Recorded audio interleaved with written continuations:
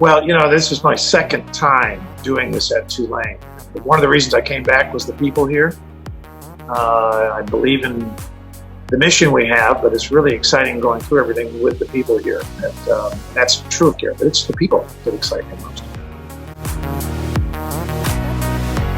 You can't really make in terms of a challenge for a large organization. It's really about leading the organization. Bottom line is that trying to get everything aligned, get people aligned, understand what the issues are, and try to make sure that you're approaching everything you're doing is approaching those issues in an organized fashion.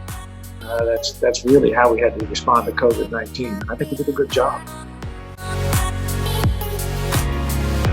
It's an old saying, but it's try to make everybody happy. You're certain to fail. Being in charge means you have to make a lot of decisions, and you can't make decisions that make everybody happy. There's almost always a loser on almost every decision you have to make. So if you try to please everybody, you will fail.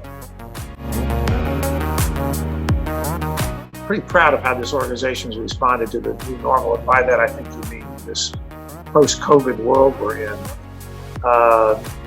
It's interesting, we were just commenting on how it has become a new normal. It's very much I described it as building an airplane while it's flying when we were putting it together at the peak of the epidemic here.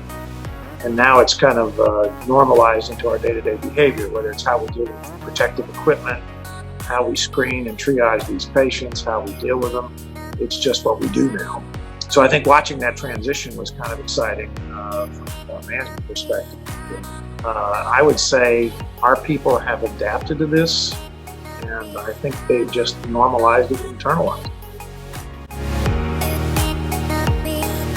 Back to this COVID-19, I'd like to get this behind us, and I think that's probably everybody in my position, probably everybody in the world position, the same thing.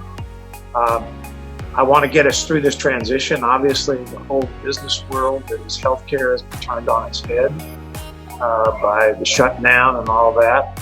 I'd like to look back at this a year from now and say we've kind of gotten through all this, survived it economically, we survived it in terms of our people, and we're back to doing what we were doing beforehand, despite the fact that we still have some low level of COVID activity going on, probably some time.